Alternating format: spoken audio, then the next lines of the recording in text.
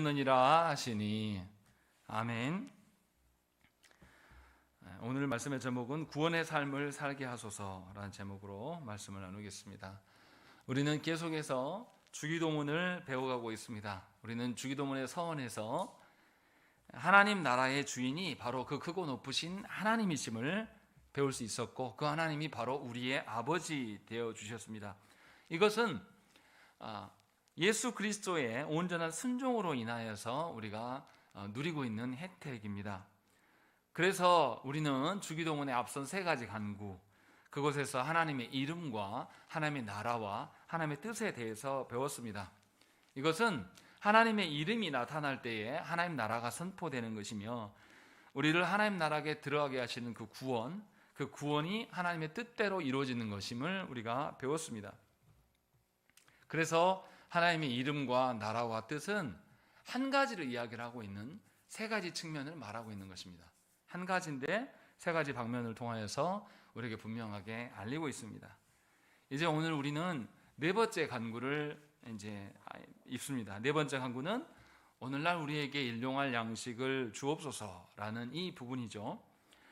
여기 특이한 것은 무엇이냐면 이 네 번째 간구에서 그 다음 간구가 뭡니까? 다섯 번째, 여섯 번째 간구가 하나님 앞에서 죄 용서해 주실 것들, 또 그리고 여섯 번째 간구는 우리를 시험에 빠지지 않게 해 주실 것들을 이야기를 한다는 거죠. 그런데 너무나 이상한 건 뭐냐면 죄와 시험에 들지 않는 것보다 먼저 앞서는 것이 뭡니까?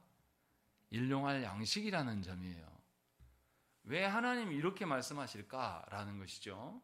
왜 우리의 영혼에 대한 죄와 시험에 빠지지 않는 것보다 양식에 대한 것들을 먼저 말씀하실까?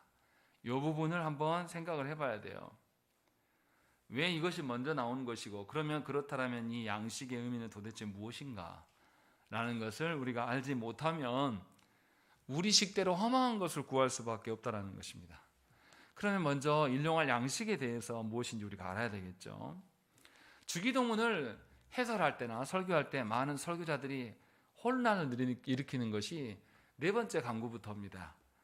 일용할 양식을 구하라 라고 했을 때 우리가 느끼는 필요를 하나님께 구해도 된다라고 믿어요.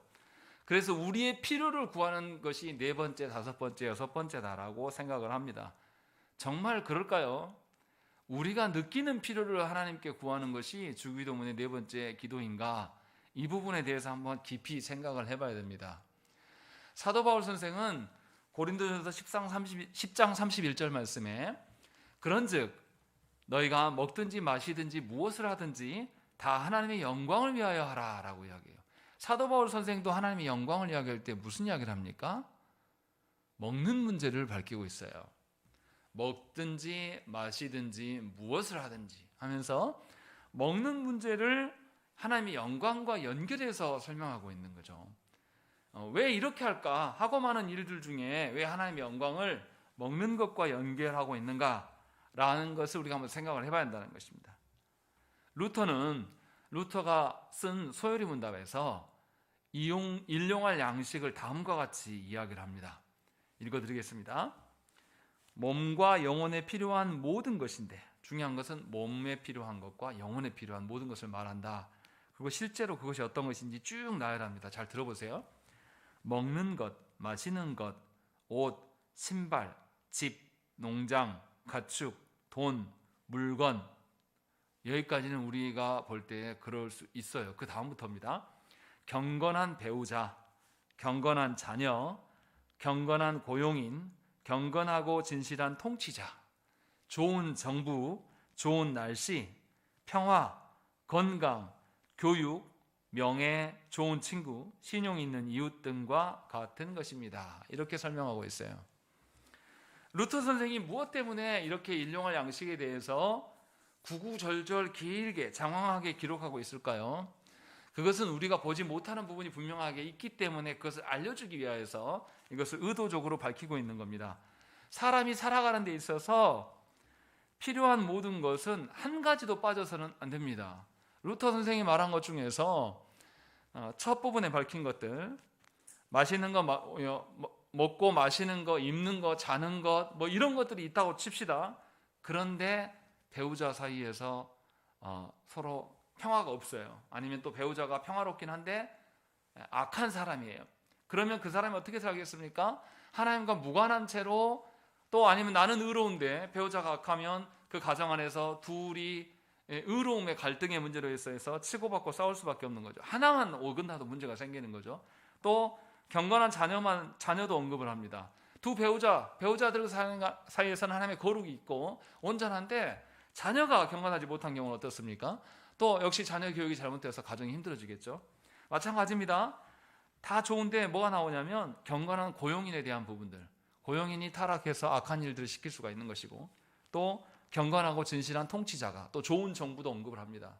아무리 우리가 가정적으로 문제가 없어도 정부가 무능하든지 정부가 악해서 전쟁을 일으킨다든지 너무나 쉽게 전쟁에 대해서 열어놓는다든지 이러면 우리는 모든 것을 누릴 수가 없게 되는 것이죠. 그래서 루터 선생이 말하는 사람의 필요는 우리가 생각한 것보다 훨씬 더 많은 것이 필요하다라고 이야기를 해요. 우리가 당연하게 느끼는 것, 날씨 하나만 놓고 봐도 어떻습니까? 어느 계절이 되면 이럴 것이다라고 하는 예상치가 있기 때문에, 늘 한결같이 그 날씨가 와주기 때문에 우리는 그 날씨를 대비해서 살아갑니다. 집을 지어도 그 날씨와 관계되게, 옷을 입어도 그 날씨와 관계되게, 먹는 것도 제철 음식이 있는 것처럼 이런 식으로 우리가 필요한 것들은 우리가 생각한 것보다 훨씬 더 많아요. 그런데 거기에서 뭐도 포함되어 있습니까? 우리의 영혼에 대한 필요까지도 다 포함해서 설명하고 있는 거죠. 아무리 우리가 육적인 것이 채워져도 우리의 정신 건강에 옳지 않으면 하나님이 주신 것을 우리는 아무것도 누릴 수가 없다는 것입니다. 그러니 일용할 양식에 대한 개념을 우리가 판단하는 것에서 일용할 양식을 구하게 되면 문제가 생길 수밖에 없다는 것입니다. 그렇다면 우리는 우리의 필요를 어떻게 알아야 될까요? 분명하게 우리의 필요를 우리가 생각할 때 필요한 어떤 것을 말해서는 곤란한 겁니다. 우리는 모르는 게 더 많아요. 예를 들어서 하나님께서 우리를 다스려 가시는 부분도 보지 못하고 알지 못하며, 또 하나님께서 우리를 사람 되게 하시기 위해서 어떠한 기후 조건에서, 또 어떠한 사회 현상에서, 또 어떠한 벌어지는 사건들 속에서 두게 하셨는지 우리는 다 해석이 안 됩니다. 그래서 우리의 필요를 말하려면 우리를 창조하신 분께 물어볼 수밖에 없는 겁니다. 그래서 하나님께서 우리에게 합당하다라고 말하는 것과 우리 생각에 합당한 것은 엄청난 차이가 있다는 겁니다. 그것을 분명하게 저와 여러분들이 알아야 돼요. 그러니까 정리하면 일용할 양식이라는 것은 우리 편에서 우리가 생각할 때에 필요한 것들, 예를 들면 자신의 소원이나 욕망 같은 것을 말하는 것이 절대 아닙니다.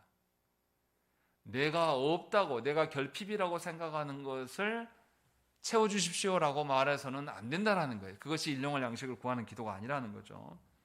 하나님께서 창조하셨기 때문에 창조된 우리에게 필요한 모든 것을 가장 잘 아시는 분은 하나님이셔요.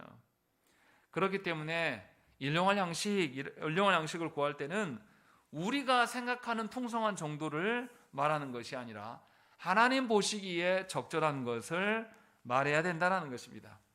어떤 품질이냐가 중요한 것이 아니라 하나님 보시기에 과연 내 삶이 적절한가, 이것에 대한 필요를 찾아야 한다는 것이죠. 이것이 일용할 양식의 개념이에요. 더더구나 루터 선생도 그렇고 성경에서도 우리에게 필요한 것이 육적인 것만 아니라 분명하게 밝혀요. 영과 육에 필요한 것들이라고 분명하게 밝히고 있는 것이죠. 그것이 일용할 양식인 것입니다. 그러니 우리는 잘 생각을 해봐야 돼요. 우리가 필요로 하는 것이 우리가 계산해서 알 수 있겠는가? 알 수 없다라는 거죠. 우리의 필요는 우리를 창조하시는, 우리를 다스리시는 그 하나님만이 아실 수 있는 것이고, 그래서 일용할 양식을 말할 때는 반드시 우리 몸과 영혼에 필요한 경건이 무엇인지를 알고 하나님께 구해야 된다는 것입니다. 경건은 하나님께만 있는 것이고 구원받은 자들만이 추구할 수 있는 것이에요. 생각해 보면 이 주기도문도 하나님께서 믿는 자들에게 준 것이지 믿지 않는 자들에게 준 것이 아님을 저와 여러분들이 기억해야 한다는 것입니다.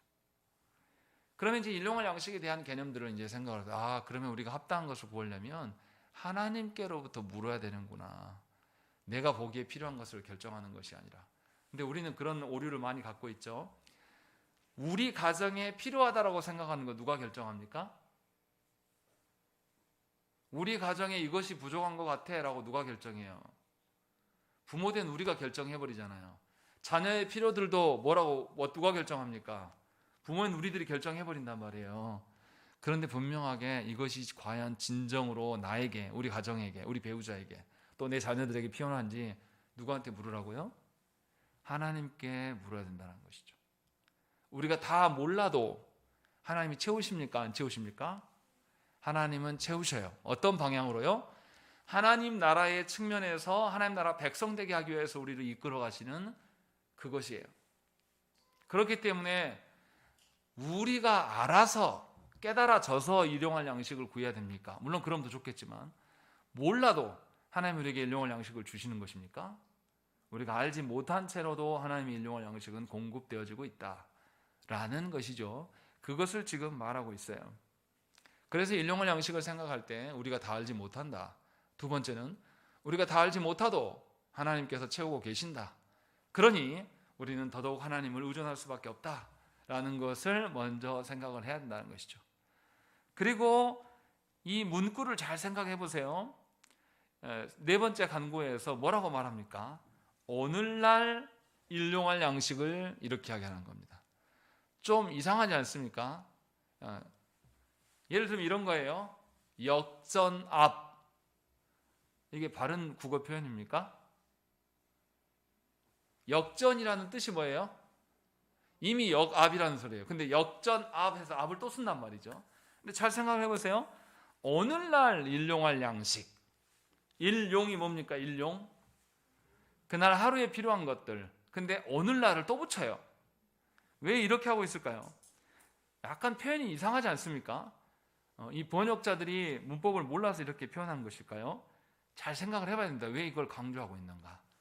오늘을 강조해놓고 또 일용할 오늘을 또 해요. 또 이야기를 또 한단 말이죠. 왜 이럴까라는 걸 생각을 해봐야 됩니다. 우리가 일용할 양식하면 성경에서 제일 먼저 떠오르는 것이 만나예요. 하나님께서 만나를 어떻게 하셨습니까? 날마다 내리시고 딱 그날 먹을 만큼만 거두라고 이야기를 했어요. 그런데 누가 순종할 수 있겠습니까? 누가 순종했겠습니까? 만나를 내리는 것을 한 번도 경험한 사람들이 아니에요. 우리도 경험한 적이 없는데 어느 날 하나님이 날마다 만나를 갑자기 내려주시면서 딱 그날 것만 거두라 라고 하면 정말 우리가 그날 것만 거둘까요? 아마 내일 안 내릴 수도 있어. 이거 오늘만 그럴지도 몰라. 마치 눈이 오면, 지난번에 눈이 오니까 제 아들이 이거 눈 없어지면 안 된다고, 내릴 때 놀아야 된다고 하면서 그때 막 나와 놀았거든요. 그런데 그 뒤에도 눈이 생각보다 오래 이렇게 있었단 말이에요. 만나가 내렸을 때에 하나님을 신뢰하는 자만이 딱 그만큼 하나님 명령 앞에서 그것만을 거뒀습니다. 하나님을 신뢰하지 않는 사람은 더 많이 거뒀어요. 내일 안 올지도 모르니까 예비하자. 그리고 그들이 뭘 겪었습니까? 벌레가 생기면서 썩는 것을 그들이 보게 됩니다. 분명하게 하나님께서 날마다 내리게 하심의 이유는 뭘까요? 먹거리를 강조하시려고 한 겁니까? 먹거리를 주시는 분이 하나님이시다. 이것을 강조하려고 한 것입니까? 하나님을 보여주시기 위함이지 절대로 먹거리가 중요한 게 아니에요. 그러니까 만나라고 생각하면 날마다 주셨다라고 생각해 보면 우리가 이 일용할 양식을 구할 때도 오늘날 일용할 양식이라고 말하는 것은 현재 지금 나를 존재하게 하고 나에게 필요한 것이 누구냐라고 했을 때 뭐라는 거죠? 필요한 그것이 아니라 누구를 기억하라는 거죠? 하나님을 기억하라는 겁니다. 그래서 오늘날 일용할 양식을 이렇게 말하는 거예요. 실제로 신명기 8장 3절에 뭐라고 그러냐면 너를 낮추시며 너를 줄이게 하시며 또 너도 알지 못하며 네 조상들도 알지 못하던 만나를 네게 먹이시는 것은 사람이 떡으로만 사는 것이 아니요 여호와의 입에서 나오는 모든 말씀으로 사는 줄을 네게 알게 하려 하심이다 라고 이야기하는 거죠. 누구를 소개하고 싶으신 거예요? 하나님을 소개하고 싶으신 것이다. 만나 그것이 신기한 게 아니라, 신기한 것이 중요한 게 아니라 누구를 보라고요? 하나님을 보라는 거예요. 그러니까 하나님께서 교회 안에 어떤 성도들에게 신비한 은사와 능력들을 주시는 경우가 있어요. 그럼 우리는 뭘 봐야 됩니까? 그 신비한 일들, 은사를 볼 것이 아니라 누구를 봐야 돼요? 하나님을 보라는 거예요. 이것을 우리에게 이야기를 하고 있는 겁니다. 모세가 분명하게 가나안 땅을 목전에 두고 나서 신명기의 말씀을 가르칠 때, 신명기의 말씀을 가르치면서 만나를 꺼내면서 지금껏 하나님께서 만나를 주시는 것은 만나 때문에 산 것이 아니라 하나님 때문에 너희가 지금까지 살아온 것이다. 그러니 가나안 땅에 들어가서도 누구의 뜻대로 살아야 된다.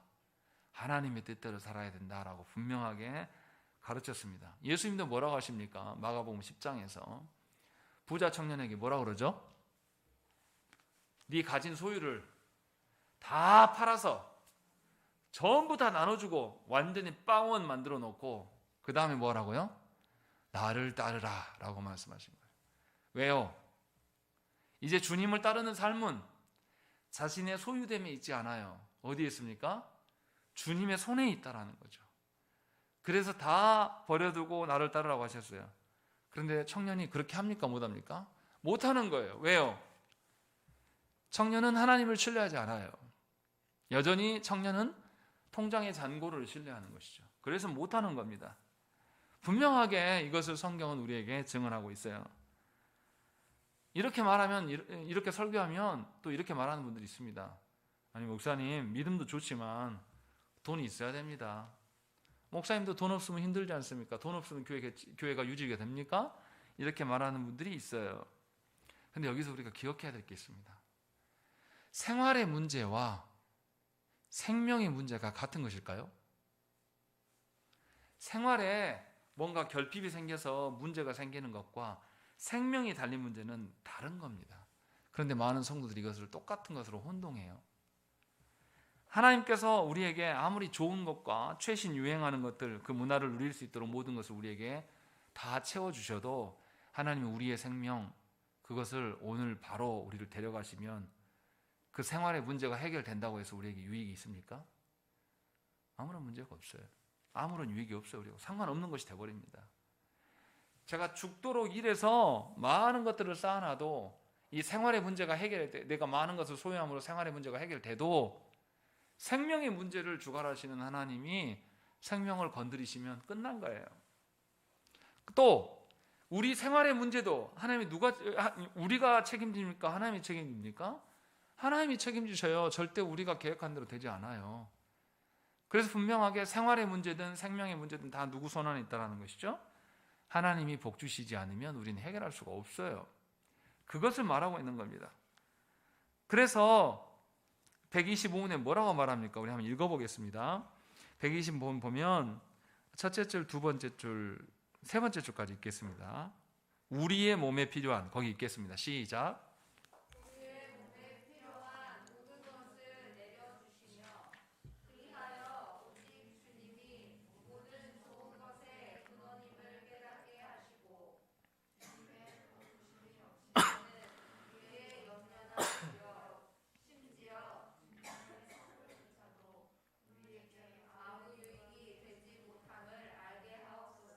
예, 거기에 분명하게 말해요. 주님의 복 주심 없이는 우리의 염려나 노력이나 주님이 주신 선물조차도 우리에게는 아무런 의미가 없다, 유익이 없게 된다라고 말씀하고 있는 거예요.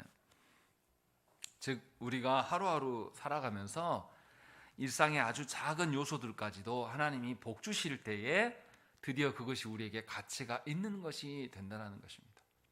그러니 우리가 판단했을 때 우리의 결핍이 무엇인지를 그것을 채우는 것이 중요한 게 아니에요. 자녀들을 바라볼 때도 여러분들 보시기에 우리 자녀는 수학을 좀 못하는 것 같아, 영어를 좀 못하는 것 같아, 그래서 거기에 매달리면서 좋은 대학 가면 괜찮을 것이다 라고 우리는 추정하면서 그것에 목매답니다. 그래서 자녀들에게 어떻게 합니까? 더 좋은 환경을 주려고 우리가 돈 버는 일에 열심을 해요. 그런데 하나님 복 주시지 않으면요, 그 자녀가 좋은 대학 갖다 쳐요. 서울대 가도 어떻게 될까요? 여러분 생각해 보세요. 서울 법대 수석으로 합격해가지고 검찰이 돼가지고 한동훈 씨처럼 살아간다고 해보세요. 여러분 기분 좋으시겠습니까? 역사 속에서 가장 악한 인물 중에 한 명으로 그렇게 서울대 나온 내 아들이 그렇게 된다고 해보세요. 지금 본인이 모든 것의 주권자처럼 지금 난리를 치고 자기 딸 문제 사기치고 문제 없게 하는 것처럼 하지만 이 정권이 끝나고 나면 역사가 그냥 내버려 둘 것 같습니까? 전두환 씨도 그랬어요. 전두환 씨도 군 통수권자가 돼가지고 장악한 시절이 있었습니다. 그런데 그 자녀들 누가 인정이나 합니까 지금? 그 자녀들 살아가도 우리가 그 사람들을 온전한 사람으로 봅니까? 역사 속에 악인 중에 악인이 되는 거예요. 그런 식으로 우리 자녀들이 세상 속에서 권세를 띠는 것이 무슨 의미가 있습니까? 역사 속에 그렇게 악한 존재로 남아있는 게 그게 무슨 의미가 있어요? 그러니까 잘 아셔야 된다는 거예요. 우리 아이들에게 결핍이 생길 때마다 부모가 결핍이 해결해 주는 것이 목적이 아니라 결핍 속에서도 우리 자녀들이 하나님을 바라볼 수 있도록 가르치는 것이 우선해야 된다는 것이죠. 자녀들에게 결핍이 생기는 것 때문에 못 견뎌 하는 것은 어찌 보면 우리의 악함이에요. 하나님은 결핍을 통해서 우리를 바르게 가르치고 온전하게 우리를 이끄실 수 있는 하나님이시라는 것입니다.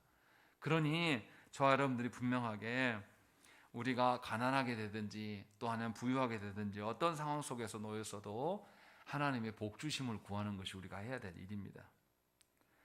다시 말하면 성도가 주어진 현재, 지금 현재 하나님께서 주신 것들, 그 소유한 것들을 어떻게 대하느냐에 따라서 그 사람이 하나님 나라의 소망을 품고 있는가 안 품고 있는가를 금방 알 수 있습니다. 하나님이 주신 것이 많고 적음의 문제가 아니라 하나님이 주신 것으로 진정으로 하나님 나라를 보기를 원하고 하나님 나라를 위해서 사용하는 사람은 진정으로 그 사람이 하나님을 존중하는 사람이에요. 그런데 많은 것을 주셨음에도 불구하고 더 많은 것을 누리려고 더 많은 것을 소유하려고 살아가는 사람은 하나님과 아무런 상관이 없는 사람입니다. 그 사람은 많은 것을 누리고 살아도 그 풍요의 아름다움과 하나님의 선하심을 절대 볼 수가 없어요. 제가 그런 걸 많이 느껴요. 저 어렸을 때에 세 끼 못 먹는 집들이 꽤 많았는데요. 정복면 먹고 살았던 교회 집사님들이 있었어요. 두 끼밖에 못 먹으면서. 그런데 그분들이 얼마나 신앙을 지키려고 애썼는지 몰랍니다. 죽게 일하다가도 주일날 쉬고 예배드리려고 하니까 막 비가 쏟아져요. 장마 때. 지금 나가서 물 트지 않으면 나락에 다 쓰러지고 물에 잠기게 생겼단 말이에요. 근데 안 가더라고요. 하나님께 맡기고. 다른 동네 사람들은 난리예요. 저것들 미쳤다고. 한해 농사 마치려고 어쩌냐고. 그런데 그렇게 했어도 놀랍게 가을 거지 할 때 보면 그렇게 했던 분들의 수확이 훨씬 많게 하시는 하나님 놀랍게 보이시더라고요. 그렇게 믿고 살았어요. 비가 막 떨어지는 순간에 얼마나 마음이 조급하겠습니까? 지금 당장이라도 오토바이를 타고 나가가지고 바로 물을 트고 해야 되는데 이렇게 안 하시더라고요. 1년 농사예요. 1년의 전체에 달려있는 것이죠.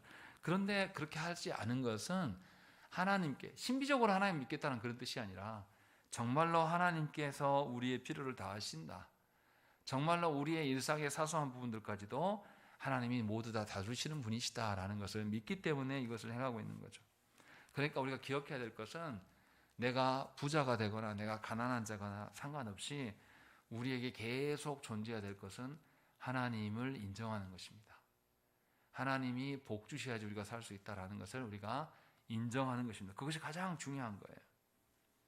생각을 해보세요. 자신에게 가장 보물을 자녀들에게 남겨주고 싶어요. 누구나 다. 이 땅에서 많은 것들을 소유하는 것이 인생의 복이라고 누리는 사람은 자녀들에게 뭘 주고 싶겠습니까? 재산을 남기고 싶어 할 겁니다. 그런데 진정으로 하나님께서 우리의 복의 근원이 되시고 하나님이 복 주셔야지 그런 평생을 그렇게 살아온 사람이면 자녀들에게 뭘 주기를 원하겠습니까? 하나님을 남겨두기를 원해요. 하나님에 대한 신앙을. 그래서 제가 아는 장로님이 돌아가실 때 그러시더라고요. 아들과 딸을 불러놓고 암에 걸리셨어요. 몇 년 동안 투병하시다가 이제 본인이 기력이 다해서 돌아갈 것 같으니까 불렀어요, 자녀들을. 그리고 아들에게 그런 이야기를 하셨다 그래요. 너는 교만하니까 절대로 네가 원하는 대로 살지 말고 교회 중심으로 살고 목사님 말하는 것은 무엇이든지 순종하면서 살아라. 그게 네가 살 길이다. 숨 넘어가시면서 그 이야기를 하셨대요. 딸에게는 너는 참 성품이 좋으니까 언제든지 너를 위해 살지 말고 하나님 나라를 위해 살아라. 그것이 너희가 살 길이다. 죽기 직전에 그 말씀하고 돌아가셨다고 제가 들었어요. 얼마나 이게 놀라운 복입니까? 이제 숨 넘어가는 그 순간에 자녀들에게 있어야 될 것이 무엇인지를 명확하게 밝히고 죽는 것이 가장 아름다운 거예요. 분명하게 일용할 양식을 대한 이야기를 할 때에 그 양식을 말하고자 하는 것이 아니라 양식을 주시는 분이 하나님이시다라는 것을 우리에게 이야기를 하고 있는 거예요.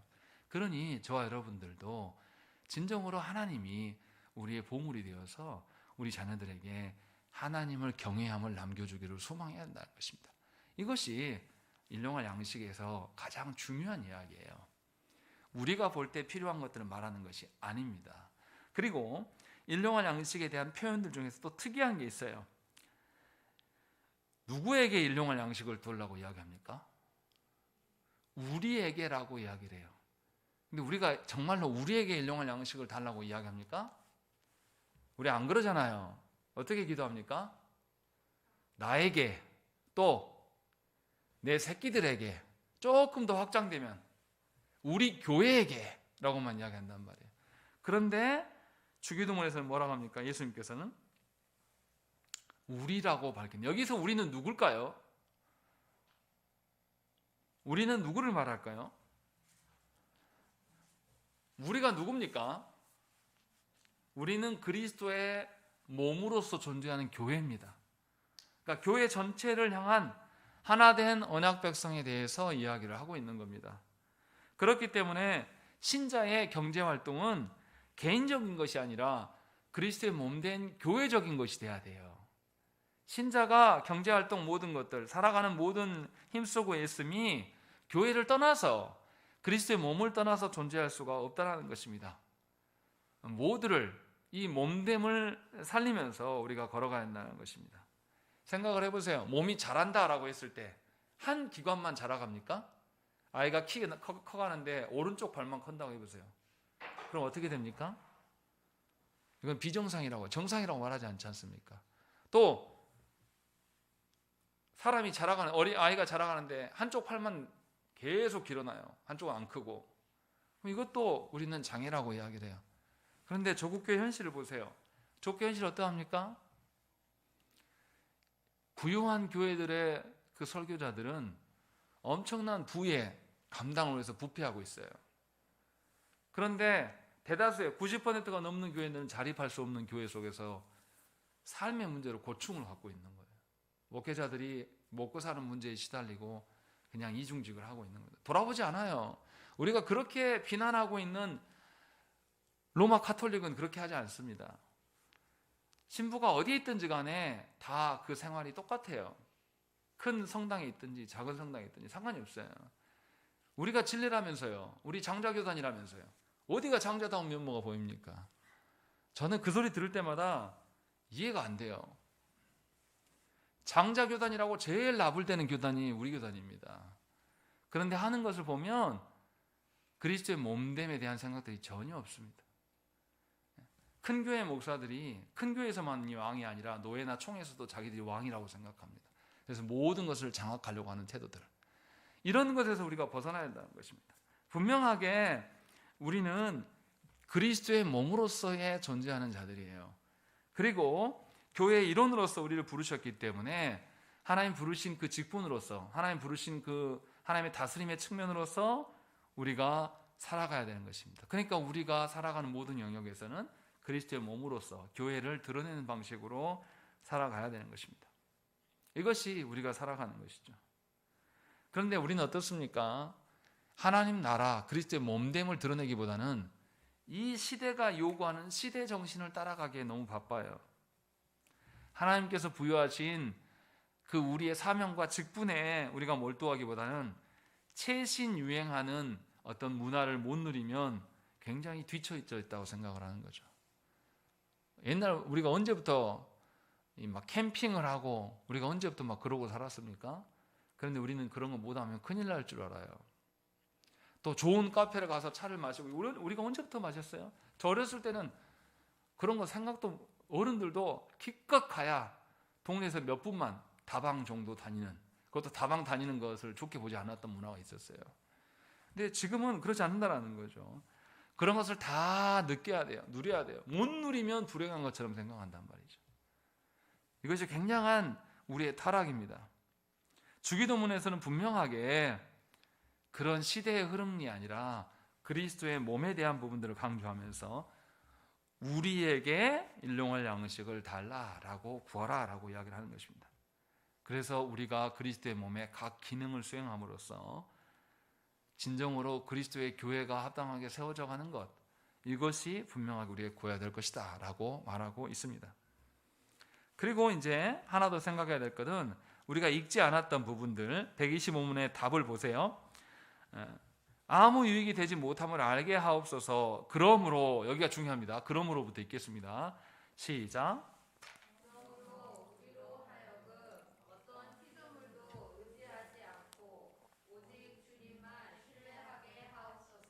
예, 분명하게 어떤 피조물도 의지하지 않고 오직 주님만 신뢰하기를 구합니다 라고 기도하고 있다는 것입니다.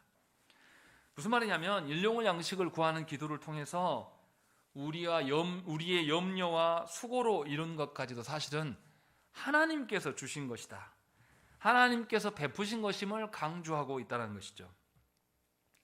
하나님을 배제하고 오직 자신의 노력과 능력으로 모든 것을 이뤘다라고 생각하는 사람은 결코 하나님을 찾지 않습니다. 자신에게로 돌아가게 돼 있어요. 그런데 모든 것을 하나님께서 베푸신 것으로 여기는 사람은 진정으로 다시금 하나님을 찾고 구할 수밖에 없는 것이죠. 이스라엘도 그랬습니다. 이스라엘도 하나님이 만나를 주셨을 때에 그것을 정말 귀한 것으로 감사하고 여긴 때가 있었고 또 그렇지 않을 때가 있었어요.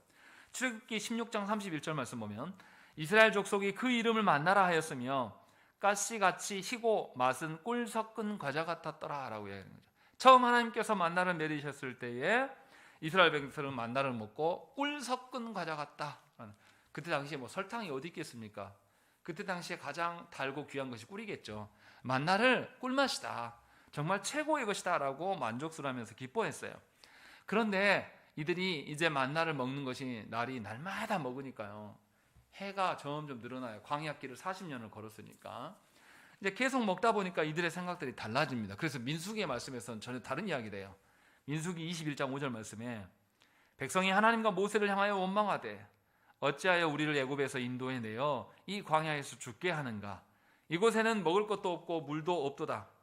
우리 마음이 이 하찮은 음식을 싫어하노라 하매 라고 이야기하는 겁니다. 전에는 처음 지었을 때 만나를 꿀과 같다라고 했던 사람들이 만나를 계속 먹으니까 무슨 이야기를 하냐면 이것은 하찮은 것이다 라고 이야기하기 시작했다는 것입니다. 똑같은 만나를 하나님 주셨는데 이렇게 사람들의 태도가 달라지는 거죠. 무슨 말이냐면 우리가 무엇을 먹고 무엇을 즐기고 살아가느냐가 사실은 중요한 것은 아니에요. 중요한 것은 뭐냐면 하나님을 신뢰하는 삶의 태도예요. 이게 훨씬 더 중요합니다. 하나님을 신뢰하지 않으면요, 우리가 많은 것을 누리고 살면서 많은 것을 편안하게 살아도 그것을 감사할 줄 모릅니다. 또 하나님이 주신 것을 소망으로 품지도 않아요. 그러나 진짜 하나님을 신뢰하면, 오직 하나님만을 신뢰하면 우리가 좀 어려워도 주님께서 주신 것을 소망으로 품고 살아갈 수가 있다는 것입니다. 그래서 날마다 무엇을 노래합니까? 하나님을 노래하고 하나님을 소망하고 하나님께 예배하고 하나님께 기도하는 것을 즐거워할 수밖에 없는 것이죠. 그래서 제가 어렸을 때 보면 참 그렇게 사셨던 분들을 많이 봤던 것 같아요. 못 먹고 살고 가진 것이 별로 없고 굉장히 시골 촌구석에 살았는데도요, 제가 본 기억들은 정말 아름다운 것들이 너무 많아요. 이렇게 겨울철이 되면 말씀 사경에 가면 성도들이 얼마나 말씀을 사모하는지 모릅니다. 지금처럼 뭐 설교를 1시간짜리 이렇게 안 해요. 말씀 사경에 가면 설교하고 기도하고 뭐 하면 3시간씩 막 해버린단 말이에요. 그것도 새벽, 오전, 오후 이렇게 다 해요. 근데 세 번 때가 다 사람들이 꽉 차요. 예배당이에요. 얼마나 말씀을 사모했던지 눈밭을 헤치면서 그렇게 간단 말이에요. 그렇게 하면서 말씀을 사모하는 이들이 너무 많았어요. 못 먹고 사는 그 시절에도. 그리고 또 늘 말씀드리지만 비가 막 많이 온다든지 하면 성도들이 자기 농사 짓는 것도 돌아봐야 될 텐데 교회를 먼저 뛰어와요. 믿음 있는 분들이. 혹시나 교회에 무슨 일이 생길까? 비는 새지 않는가? 라고 하면서 이렇게 하나님이 주신 것들에 대해서 귀히 여기면서 하나님 나라를 소망했던 사람들이 참 많았어요. 그런데 제가 그런 사람이 되지 못해서 그런지 모르겠는데 지금 제가 돌아보면 그런 분들이 거의 없습니다.